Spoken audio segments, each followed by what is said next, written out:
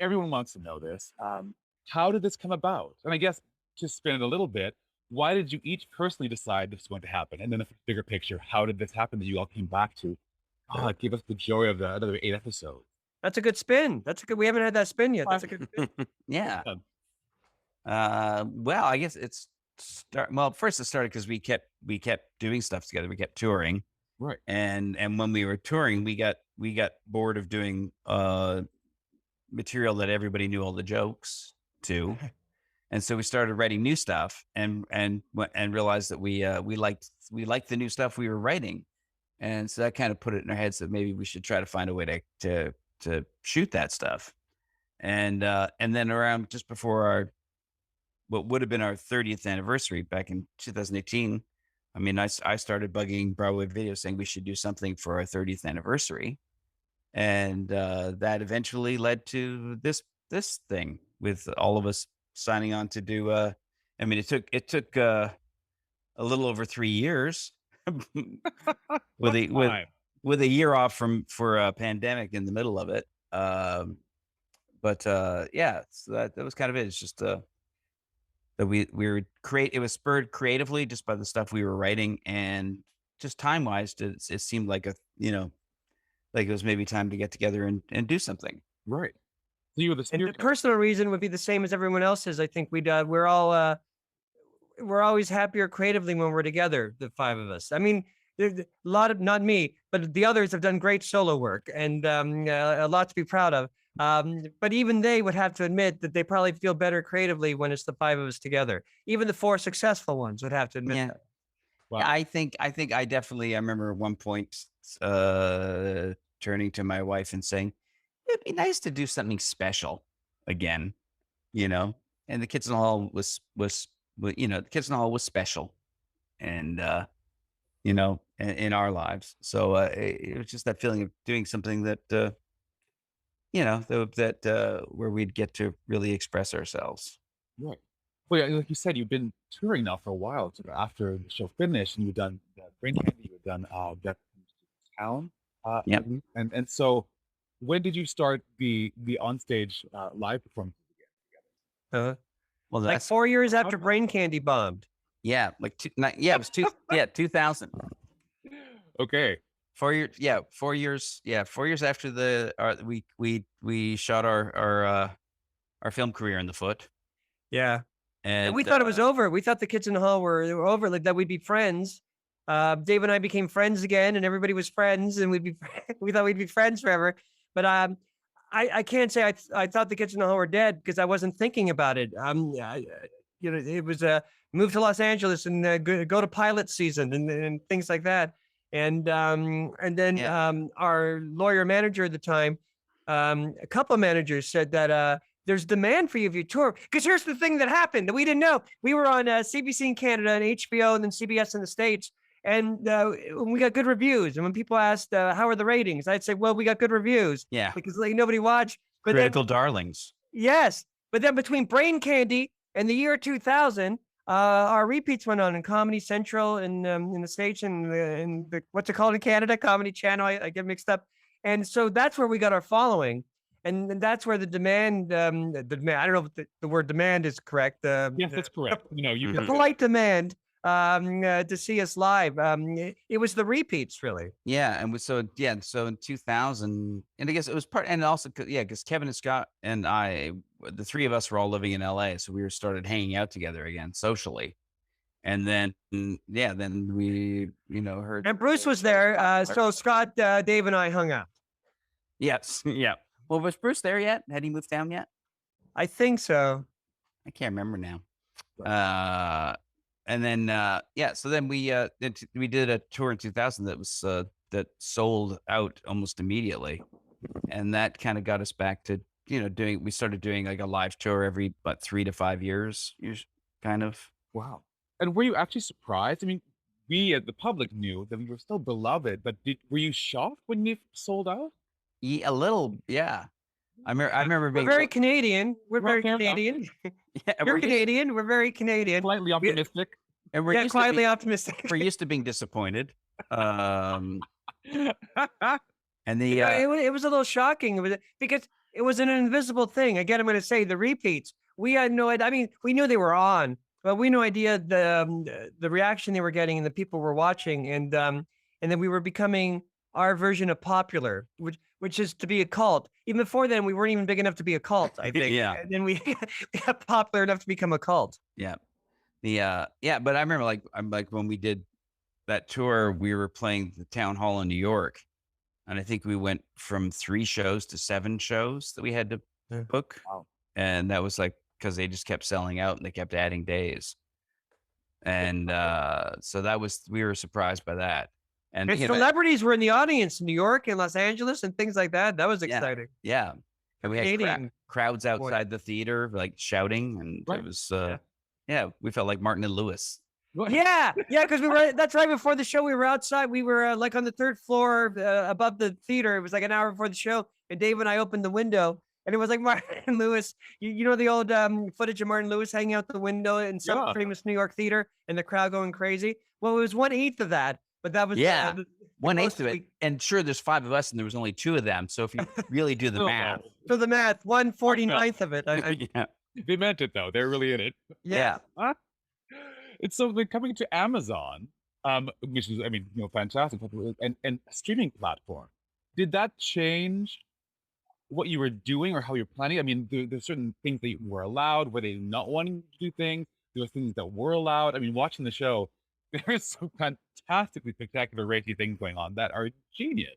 Well, thank Sorry. you. No, I mean, Oh, you get it?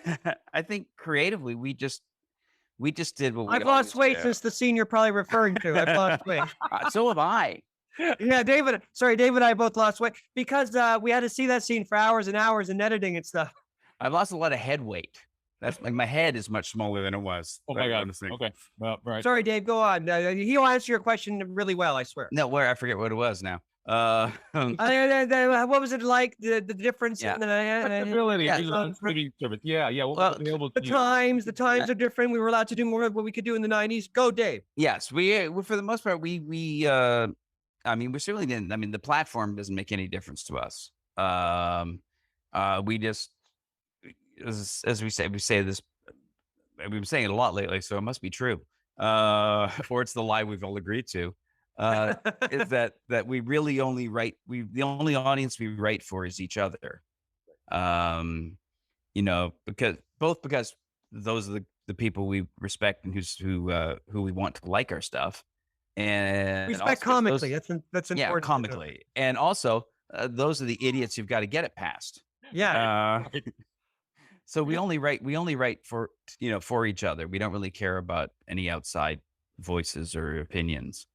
I mean, I'd say that's the major difference with streaming is that it's global. Is a nice thing. The fact that the show is right now is available just about everywhere in the world all at once. Yeah. Which wasn't true. It's not true when we were doing network or cable. I don't get how it works. Like TV, there were ratings. I remember when our TV show was on at CBC, my mother put both her TV sets on because she thought it would improve our ratings. Yeah. Not knowing she amazing. wasn't the Nielsen family. Yeah. Yeah. Like, well, your last name has to be. I don't understand a word. I can't even pronounce the word. Dave, you said in the last interview. The algorithm. Yes, there's an algorithm. I don't know what that is. I don't know. Idea. I have no idea what an algorithm is. My best guess is that it's sort of a ferocious semi-simian beast that they keep in a cage, and they feed it TV shows, and if it likes them, then they say, "Oh, quick, make another one of those for the algorithm before it goes berserk." If it poos your TV show out, then you get a second Yeah. season. Yeah, We're testing it. Yeah. Every outbreak. Yeah. We were pooed out. yeah. We get a But second season. if the algorithm vomits up your show, then you're Ooh. canceled. Dead. Yeah. Yeah. So we're just waiting to see how the algorithm's tummy. Vomit or poo. Yeah. Well, I mean, the great thing is the group is so internationally known. It's great that it gets to get out there immediately. People get the hit and get to react instantly and get that Yeah. algorithm going. Yeah, it is nice. I mean, look, there's basically there's 2 global platforms in the world, and it's Netflix and Amazon Prime, and we got to be on one of them, And so it's like it's a very that part of it is very different world from the old days. Right. but it's nice because I mean, when I've traveled around, like I remember being in Argentina and running into Kids in the Hall fans, and actually getting into my hotel room in Buenos Aires and turning on the TV, and the Kids in the Hall show came on. Wow. So it was shocking to me, and meeting people from Chile and that are Kids in the Hall fans, in Peru. It's like it's it's nice that uh, it doesn't have to wait for what syndication. Syndication doesn't Right. exist anymore. Right. Uh, You get it's on TV. There it is. yeah, so it's Yeah. all at once, all around the world. Not that I've read anything from other parts of the world so far. Look, Yeah, it's true. Yeah. and so when you guys write, do you write your own sketches, or do you also write a sketch and then sort of try? Like, how does it work when you're all together? Finding the Well, it's kind of different. Sometimes we write in two, sometimes we write in ones. It was the time of the virus. So right. I would write, Dave and I still wrote together a lot, but it was the lazy Zoom virus way that one of us would write it and the other one would rewrite theirs, and then I'd get it and we'd rewrite and send it back. It was more sending back and forth, half because of age and laziness, and half because we weren't in the same room together. Hmm. Yeah, and it was mostly if it's a scene that features me and Kevin, then probably we wrote it. Right. Right. Yes. Uh, Unlike Monty Python, right? They would write and they didn't always take the funny parts. Like who Yeah. wrote the parrot sketch? Was it the Michael Palin team or was it the John Cleese team? I don't even know. I think it was the Cleese team, but I don't know. I honestly don't know. But and then again they would. I mean, they functioned a lot more healthily than we did, despite. Yeah, they were cooler. I wrote a really funny thing for you. Oh, thank you. Where if we wrote a funny thing for Scott, first he'd get really mad at us for writing something. How dare we? I remember I wrote Norm, one of our writers, who's like like a kid in the hall. Only you don't see what he looks like. In the old show, He's not even he hideous. came It's over- not like he's hideous. No, it's not hidden away. No, or no. anything, just doesn't appear. He's Yeah. really not hideous. Okay, you're saying hideous too much. Now he knows that Norman's really hideous. All right. And hideous. Okay. Oh yeah, he came over to my house one Saturday in the '90s during the TV show, and we wrote Mark and Scott had done a scene that we really liked. The characters, Gunther and whatever Scott's character was, they were a couple, and we wrote a scene, and we thought it was hilarious. And afterwards, Scott stood up at the read-through. He stood up to get mad at us. I think he started off with, "How dare you?" On one hand, I understand, but on the other hand, we loved your scene so much. Right. Yeah. Saturdays are precious to me. Right. We Right. pick a Saturday. Mm. And so, yes, we should have asked you first. Yes. Right for you. Right. But don't hate us for liking your character so much that it gave us an idea. Yeah.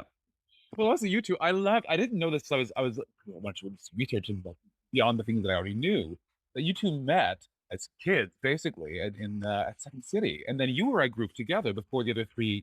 Yes. Yeah. So with- Dave and I and Luciano Casimiri. how did you find the other three guys? How did that happen? Those three guys. Yes, Well, we were in a theater sports thing in Toronto, but Right. theater sports started in Calgary, and Mark and Bruce were in another troupe called The Audience in Calgary. So we Kids in the Hall had heard about you guys are a lot like The Audience in Calgary, and The Audience heard you guys are all like the Kids in the Hall, only you're better. I'm sure that's what they said. We were younger anyway, and they were the biggest thing in Calgary, but it was Calgary. So they moved to Toronto. No offense, Calgary, I'm joking.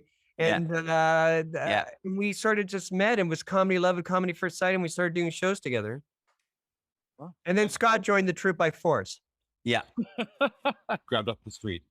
Yeah. And we've just been avoiding eye contact ever since, and he won't go away. Don't tell them to leave. Well, I have to tell you, what's amazing about this reboot, revival, whatever we're going to call it. Thank God it's happening. It has all the flavor and then some. Like it feels like it's just nothing feels lost. It's so alive. There's still the irreverence, the darkness of it, and then the silly humor of it. The balances is so Nice. I like that. That's good. Yeah. great. I think it's been really great hearing that feedback from people, and we've been hearing it quite a bit. And I think we couldn't ask for anything else. That was the most important thing to us, is that getting together was that we just keep doing stuff that we think is comedically valid, Right. and we certainly didn't want to, do something that was just nostalgic or, just remember this character. Well, here he is, slightly less interestingly. Draw it out for everyone. Well, yeah, Yeah, I love that we get the hits though, but even then, the hits have been brought back, rethought, modernized, in their own era, and there's nothing that's relying on that as a question anyway. They end up being sort of Yeah. refreshed, which is kind of amazing. And we're so bad at business too, because part of what you're saying is amazing, and part of what you're saying is because we're not smart enough to do. We got to get 3 head crushers in. We're not smart enough to do that. yeah.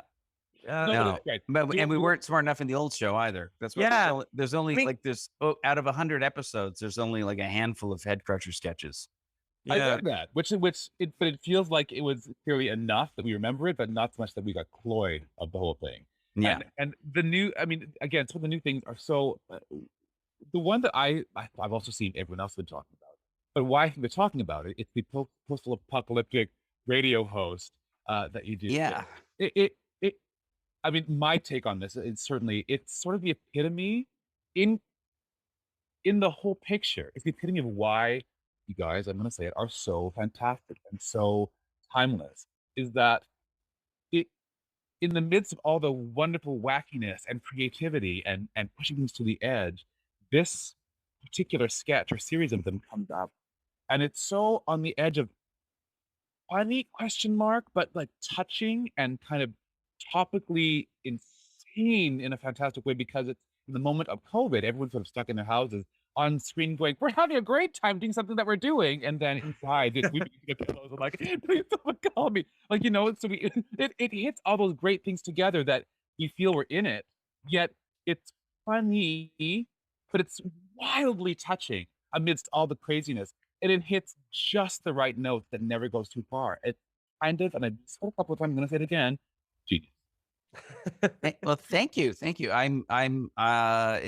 It's deeply gratifying to hear that, and a relief because I wasn't sure even when I presented the piece to the rest of the troupe, I wasn't sure if it would work. Where, where did it come from? How did it happen? I'm curious to know because it really is so magical.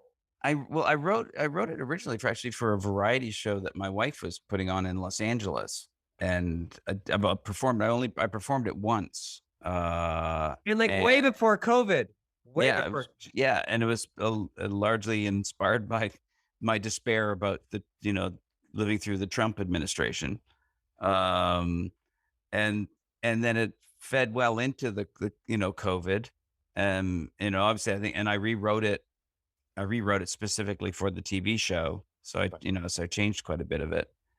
But it's one of those things where the core of it was just, I really loved the idea, that moment of transition between somebody going through the motions and being only alive while going through the motions of your job, and then lapsing into this deep well of despair every time that you're not live on air. And I just like Isn't that. that the story of the kids in the hall? It is. Yeah. That's the book that's coming out. Yes. Yeah. Well of Despair, the kids in the hall story. Yeah.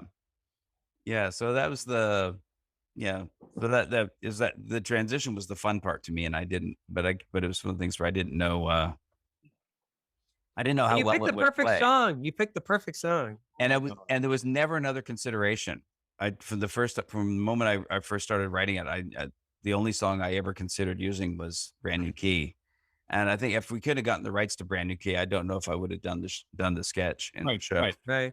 Everything hit at the same time in the perfect way. And Yeah. was there doubt as we were filming it or putting it together that like, is this going to be much or too little or too? Oh, when we know? were shooting it, I kept thinking, this is terrible. What was I thinking? Wow. This is like, I kept going, this can't work. So, because it was a long day on set of just me. And because that's why we did that interview for the National, and I'm the only one in costume. So now Oh, people that's right. It was that day. yeah, That's it. now people watching know why I suddenly had long red hair, and was dressed so badly. Um, And people are wondering why we didn't do some live stuff. And this scene in particular, Dave hits the tone perfectly. And if it were live, it'd be a different tone because you started playing to the audience. And I wonder if it would have perked it up just a little. Dave's a professional, wouldn't perk up too much, but just an Perfect. inch more to Human change being. the tone. yeah, It it was a wouldn't have. moment. Yeah, it wouldn't have been the same. It wouldn't have been. Yeah, it would have been hard to not try and make it more accessible. Yeah, exactly. Yeah, It was amazing. The isolation was amazing. As well as that, the fact that none of you shied away from being older. I thought that was amazing. You actually, a lot of the sketches dealt with that or had that as a focus point or we didn't think anyone would notice we were older. I did until you pointed it out in the sketches. I was like, wait a minute. Oh, They're ageless. it was our fault. Yeah. But done so beautifully and demanded. Was there discussion about it or did that just happen? Well, like we're always hyper aware of ourselves, and we're partly embarrassed that we're old. I think in a way, no one said that. That's just my take on it. Partly embarrassed. They expect the kids in the hall. For Christ's sake, the name kids is in it. No, so at least I was thinking that all the time, and I think we all sort of think that in our own each different versions. We're hyper aware, and it's the truth. So I think we had to get it out of the way. We got it out of the way a lot this year, and if there's a second Yeah. season, we may get it out of the way less. Right. And I think we had yes, we're older. We're not going to pretend. We're not going to wear wigs and pretend that it's our hair. When we wear a wig, you're going to know it's a wig, and we are older. And it's also, and we've always written stuff that's very like personal. Right. Like we've always written kind of like it gets disguised in various ways.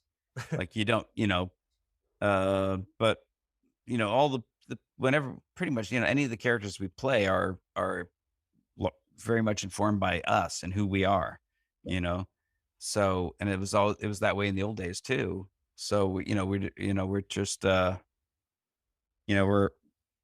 we are always ready about things that have happened to us and things we've experienced and things we've thought about. And we just, Absolutely. we just always find ways to disguise it in comedy. Right. When I was a young kid in the hall, I never thought I'd hear myself say something I said to the hair and makeup people. We were talking about I was playing a pregnant woman in a scene, drop average, and I never thought I'd say, "Oh, I'm pregnant. I'm playing a much younger person than I am. How much younger? Like 45? Much younger." And I meant it, and it's true. Yeah. Well, the other And their reaction was, "Ooh," like their faces. No, that's gonna be hard. Pretend. 45? Ooh. Yeah. And the other thing is we're now old enough to play a lot of the characters we played, 30 years ago. Right. Yeah, We're now Right. the age of the people. like your we boss play. character. Yeah, I'm actually his age now. Funny. Well, Yeah. and it's gold. And by the way, Kevin, you make a really good woman. Both of you do, actually. Thank you. Speaking of which, the character in the mailbox, mail latch, the gate latch scene. Yeah. Oh, yes. It's whether it's intentional or not. You're giving me such vibes of Isabella Rossellini. It was uncanny. I've heard that before. Yeah. And it's not intentional. Dave just looks like her. Yeah. Or maybe Dave used to make me look more like her than I normally do. I don't know. But you No. just look like her. I do look like it, and we used to get mail about it, and You're kidding. so much so that I did Conan O'Brien once, and I was on the same show as Isabella Rossellini, and so the Conan O'Brien show said, "Do you mind if we get a wig made up that looks like her hair does today, and we bring it out and put it on you while you're sitting next to her?" And I said yes, and then because they did that on Conan, I remember getting back to Toronto, and Judy Cooper Seeley and Jerry Wraith, who are hair and makeup people who really they created the characters more than we did. Sure, I understand.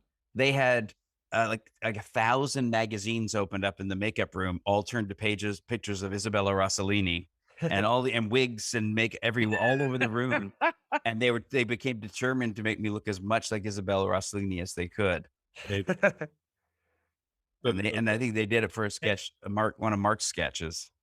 And I remember actually, the camera kind of came down on a crane shot onto Mark and I in this museum. And I remember in the studio audience, when the camera came down on and revealed this character that Jerry and Judy had created, there was an audible gasp in the audience. You know, Are we watching Blue Velvet? That's amazing. That's fantastic. I love it. Uh, you've sort of alluded to the ups and downs for you guys as a group, obviously, and any group that's together for a long time, you have all that. There's not an expose, but all that. But now, all older, you find each of you or any of you mellowed? Have you just found ways to be together? Have you each changed? You know what I mean? Like, what you all seem really great, and you're doing the show, and it sounds like it's going really well. yeah, I wish one of us had mellowed. That would have been. There you go. Bruce talks a lot about mellowing, but that's about as far as it goes. Yeah.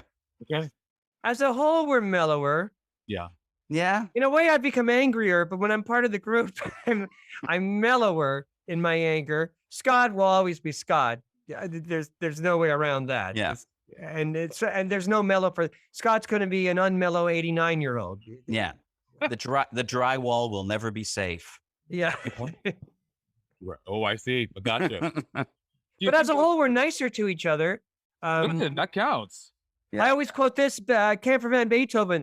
They're a band that Dave and I really like, and they were a young band that fought a lot. And when they made their comeback in their 40s, I remember reading a Rolling Stone magazine where they said, you guys fought a lot. Do you fight anymore? He said, no, we don't fight as much. When you're in your 20s and you work together, it's your job to be an asshole to each other. But then when you're older, you know you'll get more work done if you're less of an asshole to each other. And I think we're still assholes to each other. Don't be disappointed with it. Yeah. I would hope for nothing less. Yeah. But we're better. Yeah. Finding a way through. Yeah. That might be because we only did 8 episodes. Good point. If we'd done 20. Season 7. Woo! Yeah. Good point. Right.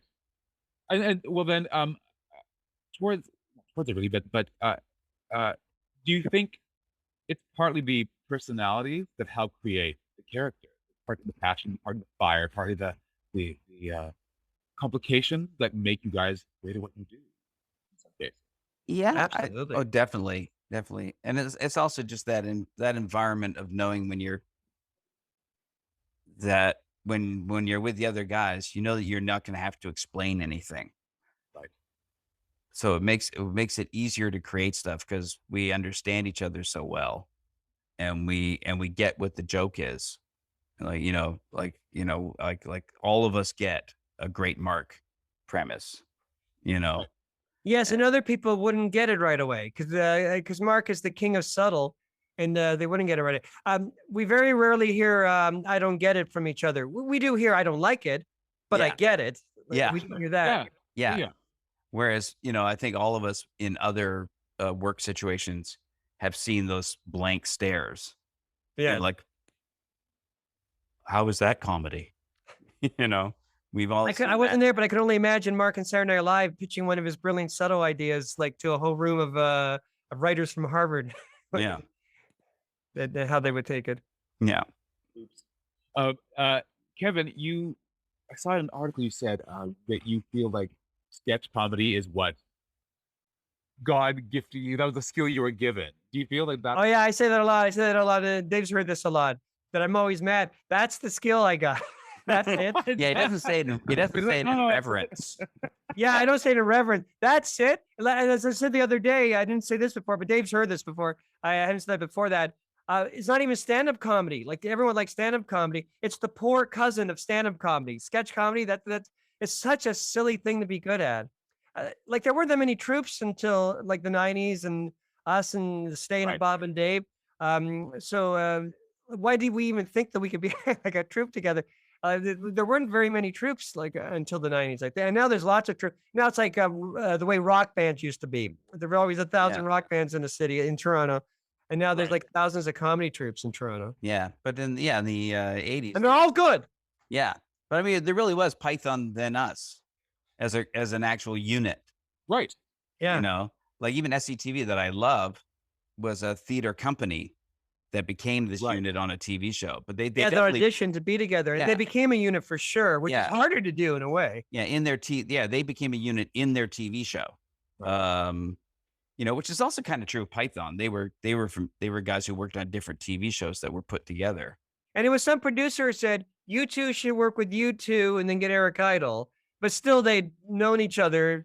Some of them were Oxford guys, some of them were Cambridge guys, but right. the different TV shows, they knew each other. And I they mean, were aware we're of more each other. organic than them. Yeah, but Python was definitely a group that you knew it's only these guys. Yeah. There's not gonna be a new cast next season. Right. You know? Not gonna happen. And we sort of have the chemistry of Beautiful Losers because there were like, before there were 5 of us, there were like 11 of us or 12 of us, and everybody was great. Gary Campbell, I thought he was going to be the new Steve Martin, and he's a very successful, brilliant writer, and he works on this new show. Frank Van Keegen, I thought was going to be the new Andy Kaufman. Luciano Casimiri is the funniest guy Dave and I have ever met. But when people kept quitting because they got successful writing jobs or went to Second City, and it became us 5 losers, I don't know if it's the magic of the chemistry of the 5 of us or the number 5, but that's when things clicked. And it wasn't that the weakest members left. No. We were all strong members, and they all and they left. And it's something about the chemistry of being beautiful losers, I think. Yeah. So And what then, yeah. together. And I think we were the 5 guys who were prepared to kind of put everything on the line for it too. Yeah. Yeah. You know? Are there any regrets? But there was nothing else I could do. So again, Yeah. beautiful loser. Yeah, Kevin and I were movie ushers together. That's what you know. I saw, which is hilarious. We ushered E.T. We Yeah. ushered Tootsie. We Yeah. ushered Tootsie. We ushered Meaning of Life. Meaning of life. Yeah. Wow. What theater? Well, at Central Parkway Cinemas in Mississauga, which is long gone. And then you'll know this one, Carlton. Yeah, Carlton was downtown when it became an art house. Yeah. Yeah. Oh my God, that's awesome. So yeah. My new partner, Dave, we ushered the number 1 hit from France. My new partner. Yeah. And I remember we also ushered because I just saw Spike Lee being interviewed in a theater here in New York, that we ushered She's Gotta Have It. Yeah. So that's how long we've been around. That's the history. But together to which I love. And it's funny, you can tell in your sketches together, it's such magic. You can feel that there's such history. And Yeah. Well, weirdly, Kevin and I used to, we had kind of we had a following as ushers. Yeah. There were people People who come to see us be funny at Carlton. Yeah. Andrea Amazing. Martin used to too. I mean, I don't know if she came. I don't think she came to see the ushers, but she was happy when we were on, and then we sort of like spritzed with her and stuff, and that was so amazing Mhm. because it's Andrea Martin. what was the routine you guys had going on? I'm sure I don't know what would sound funny now. Well, I remember she was late for a movie once, and Dave wasn't there one, and I pretended that we were in a war, and that we were 2 soldiers crawling to the front, and she crawled on the ground with me. She crawled on the ground, and she said soldier stuff, and she was pretending to shoot.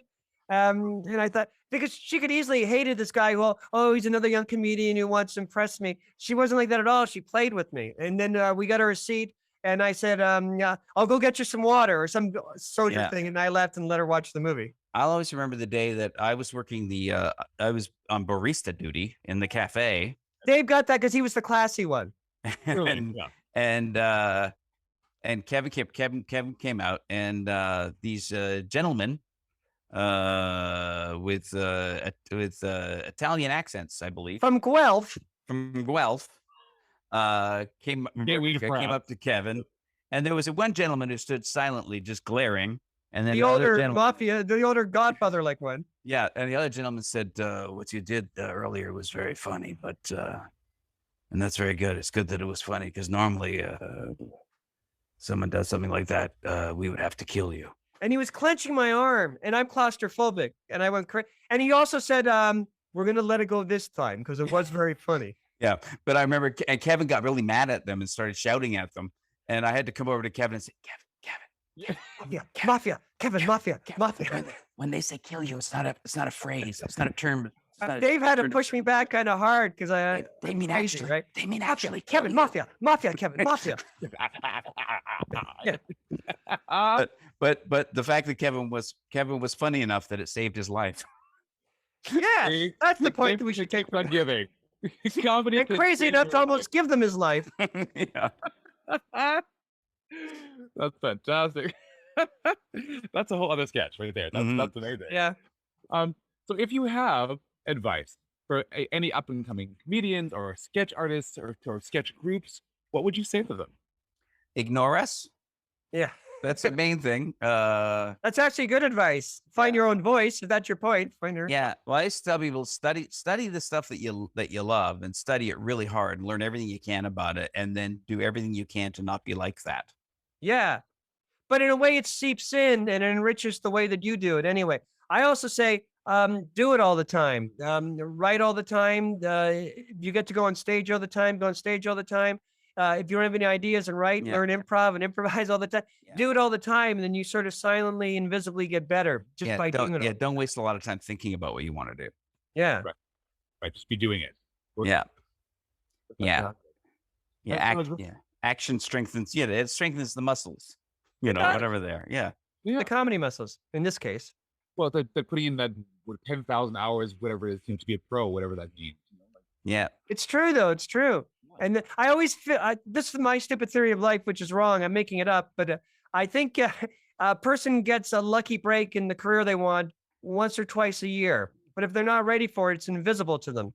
And if you're ready, like the Kids in the Hall, we performed every Monday at the Rivoli from '84 to '85, and we did pretty much a new show, new sketches every Monday, and we wrote a lot during the days. We were working all the time, and in the summer of '85, it was Mark's idea to do a best of at a theater. And it was just the time that Lorne Michaels was sending people to, because he had come back for Saturday Night Live after 5 years off, and he was scouting people. So the Yvonne Fasson, who was the NBC late night president or whatever the term is, the king, Vice president, yeah. came and saw our, yes, came and saw our last show.